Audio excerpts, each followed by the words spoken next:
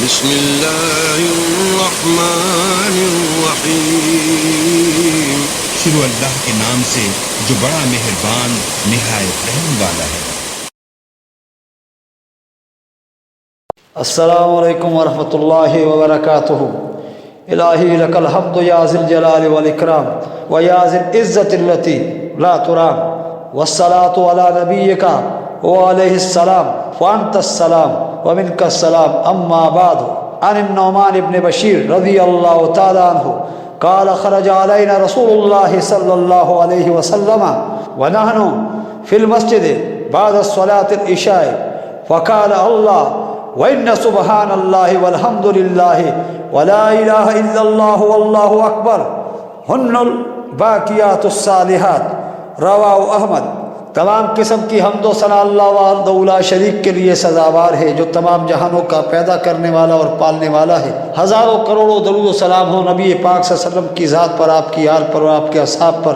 جو حدیث میں نے آپ کے سامنے کا ترجمہ حضور علیہ السلام بعد از نماز عشاء ہمارے مجمع میں تشریف لائے اور ہمیں ایک واعظ سنایا، جس میں یہ بھی فرمایا کہ سبحان اللہ والحمد للہ ولا الہ الا اللہ واللہ اکبر کا پڑھنا باقی رہنے والی نیکیوں میں سے ہے۔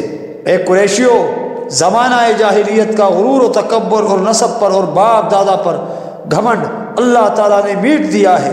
سنو، سب لوگ اولاد آدم میں سے ہیں اور آدم مٹی سے پیدا شدہ ہیں، پس نسب اور پیشے کا فخر کوئی چیز نہیں۔ حضرت عقبہ بن عامر کہتے ہیں ہم رسول اللہ صلی اللہ علیہ وسلم کے پاس تھے، لونڈی غلام ہمارے ہاں نہ تھے، خود ہی اپنے کام اپنے ہاتھوں انجام دیتے تھے، باری باری اونٹ چرایا کرتے تھے۔ میری باری والے دن شام کو میں اونٹوں کو لے کر واپس لوٹا، میں نے سنا کہ مسجد میں رسول اللہ صلی اللہ علیہ وسلم خطبہ پڑھ رہے ہیں، میں بھی چلا گیا۔ اس وقت حضور علیہ السلام یہ فرما رہے تھے تم میں سے جو شخص اچھی طرح وضو کر کے اپنے دل کو اور جسم کو متوجہ کر کے 2 رکعت نماز ادا کرے، اس کے لیے جنت واجب ہو جاتی ہے۔ میں نے کہا واہ واہ سبحان اللہ، یہ تو بڑی اچھی بات میں نے سنی۔ ایک مرتبہ غالباً عصر کی نماز کے بعد حضور علیہ السلام نے ہم سے فرمایا میں سوچ میں ہوں کہ میں تم سے کہوں یا چپ رہوں۔ ہم نے عرض کیا حضور علیہ السلام ہماری بھلائی کی بات ہو تو ضرور ارشاد فرمائیے، اور اگر کچھ اور ہو تو ہماری مصلحت ہم سے زیادہ اللہ تعالیٰ جانتا ہے اور اس کا رسول۔ آپ صلی اللہ علیہ وسلم نے فرمایا اچھا سن لو، جو مسلمان اچھی طرح پاکیزگی اور باقاعدہ وضو کر لے پھر 5 نمازیں پڑھتا رہے تو ان کے درمیان کے گناہوں کا وہ کفارہ ہو جائیں گی۔ رواہ البخاری و مسلم رحمہ اللہ تعالی۔ حضرت جابر رضی اللہ تعالیٰ عنہما فرماتے ہیں کہ مسجد نبی کے آس پاس کچھ مکان خالی ہوئے تو قبیلہ بنو سلمہ کے لوگوں نے ارادہ کیا کہ دور دراز کی اپنی سکونت چھوڑ کر مسجد کے قریب ہی آ جائیں۔ حضرت صلی اللہ علیہ وآلہ وسلم کو یہ بات معلوم ہوئی تو آپ صلی اللہ علیہ وسلم نے اس قبیلے کو بلا کر یہ خطبہ دیا، اے بنو سلمہ، مجھے یہ خبر پہنچی ہے کہ تم مدینہ کا دور کا حصہ چھوڑ کر مسجد کے قریب آنا چاہتے ہو۔ سب نے کہا ہاں یا رسول اللہ صلی اللہ علیہ وسلم، ہمارا یہ ارادہ ہو رہا ہے۔ آپ صلی اللہ علیہ وسلم نے فرمایا نہیں، بلکہ تم اپنی جگہ رہو، وہاں سے چل کر مسجد میں آؤ گے، یہ تمہارے نشان قدم خدا کے ہاں تمہارے اعمال نامے میں لکھے جائیں گے۔ رواہ مسلم۔ دوبارہ یہی فرمایا، پھر فرمایا تمہارے ایک ایک قدم کے بدلے تمہارا ایک درجہ خدا کے ہاں بڑھتا رہے گا۔ اے لوگو، تو نگری مال و اسباب کی زیادتی سے نہیں ہوتی، بلکہ اصل تو نگری دل کی بے پرواہی اور نفس کی قناعت ہے۔ جو کچھ روزی قسمت میں جناب باری نے لکھ دی ہے وہ اللہ تعالیٰ پہنچا کر ہی رہے گا، پس تم روزی کی طلب میں اچھائی اور بہتری ظاہر کرو، حلال سے لو، حرام کو چھوڑ دو۔ رواہ ابو یعلا۔ ایک دن حضور علیہ السلام خطبے کے لیے کھڑے ہوئے، لوگوں سے کہا میرے پاس آؤ، نزدیک آ کر بیٹھو۔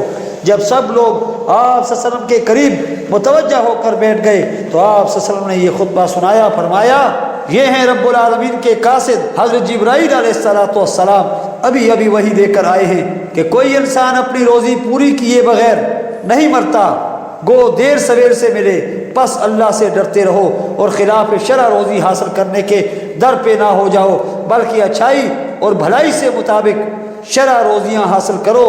کبھی روزی میں دیر لگ جائے تو خدا کی نافرمانی سے حاصل کرنے کی کوشش نہ کرنا۔ سنو، خدا کے پاس کی چیزیں اس کی اطاعت سے تو حاصل ہو سکتی ہیں لیکن اس کی نافرمانیوں سے نہیں مل سکتی۔ رواہ البزار۔ ایک دن آپ صلی اللہ علیہ وسلم نے خطبہ میں ارشاد فرمایا جس میں مسلمانوں کے بعض قبیلوں کی تعریف کی، پھر فرمایا لوگوں کا کیا حال ہے کہ وہ نہ تو اپنے پڑوسیوں کو سمجھاتے ہیں، نہ انہیں علم سکھاتے ہیں، نہ انہیں نصیحت کرتے ہیں، نہ انہیں بھلائیوں کا حکم کرتے ہیں، نہ انہیں برائیوں سے روکتے ہیں۔ اور کیا حال ہے لوگوں کا کہ نہ تو وہ اپنے پڑوسیوں سے سمجھ حاصل کرتے ہیں، نہ علم سیکھتے ہیں، نہ پند و نصیحت سنتے ہیں۔ واللہ یہ لوگ یا تو اپنے آس پاس والوں کو سکھائیں، سمجھائیں، نصیحت کریں، امر بالمعروف اور نہی عن المنکر کریں، اور یہ لوگ بھی اپنے آس پاس والوں سے سیکھیں، سمجھیں، واعظ و نصیحت حاصل کریں، ورنہ دنیا میں ہی انہیں سخت سزائیں دوں گا۔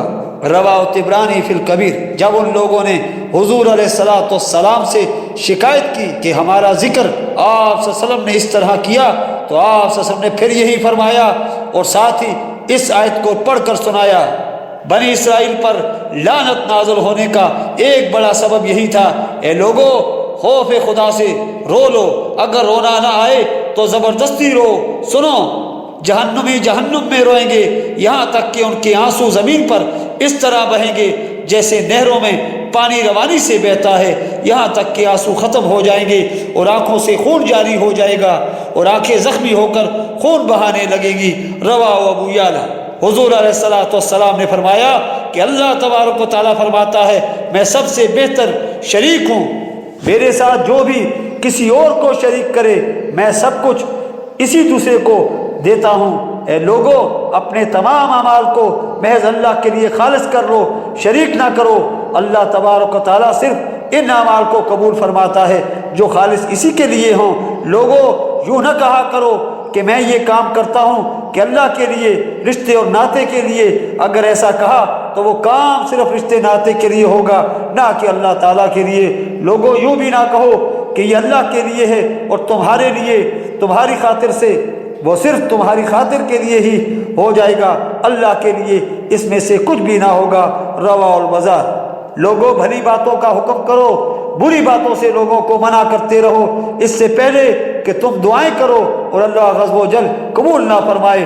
تم استغفار کرو اور تمہارے گناہ معاف نہ ہوں۔ سنو، تبلیغ دین کرنے سے روزی ماری نہیں جاتی، نہ اجر قریب ہو جاتی ہے۔ یاد رکھو، جب یہود و نصارہ کے علماء نے بھلائیوں کا حکم، برائیوں سے ممانعت چھوڑ دی تو خدا نے ان پر ان کے نبیوں کی زبانی اپنی لعنت نازل فرمائی اور پھر انہیں مصیبتوں اور بلاؤں میں گھیر لیا جو بلائیں ان سب پر آئیں۔ رواہ الاصبہانی۔ بھائیو، میں اس خطبے کو ختم کرتا ہوں، کبھی بھی خدا کی باتیں پہنچانے میں سستی نہ کرو۔ یہ نہ سمجھو کہ مشرکین کے مجمع میں ہیں، اگر شرک کی برائی بیان کروں گا تو یہ مجھ سے ناراض ہو جائیں گے، لینا دینا بند کر دیں گے اور ممکن ہے کوئی ایذا بھی پہنچائیں۔ نہیں، یہ افضل جہاد ہے، یہی دینی حمیت ہے، یہی خدا رسول کی طرفداری ہے۔ اگر آپ صلی اللہ علیہ وسلم کھلے بندوں قرآن و حدیث سناتے رہے تو بہت سے مسلمان راہ راست پر آ جائیں گے۔ قبروں پر جھکنے والے، ولیوں نبیوں سے اولادیں اور روزیاں طلب کرنے والے غافل ہیں، ان کے سامنے قرآن و حدیث نہیں پہنچا، ورنہ یہ قرآن کے شہدائی اور رسول اللہ صلی اللہ علیہ وسلم پر فدا ہیں۔ آپ انہیں مذمت شرک کی آیتیں اور حدیثیں سنائیے، لیکن آپ خود اگر ان سے ڈر گئے تو ان کے اس گناہ میں آپ کی شرکت بھی ہوگی۔ اسی طرح گھر والوں کو، پاس پڑوس والوں کو، محلے اور شہر والوں کو، غرض ہر ایک اپنے اور غیر کو خدا کا دین پہنچاؤ، یہ تم پر فرض ہے۔ ایک مسئلہ بھی یاد ہو تو جسے اس کا خلاف کرتے دیکھو، بھلے لفظوں میں، نرم لہجے میں بتلا دو۔ ایک انسان کا بھی ہدایت پا جانا ساری دنیا مل جانے سے بہتر ہے۔ وَإِنَّمَا أَنَا وَأَنْتُمْ بِاللَّهِ الْحَيِّ الْقَيُّومِ الَّذِي إِلَيْهِ رَجَعْنَا وَبِهِ اعْتَصَمْنَا وَإِلَيْهِ تَوَكَّلْنَا وَإِلَيْهِ الْمَصِيرُ يَغْفِرُ اللَّهُ لَنَا وَلِلْمُسْلِمِينَ۔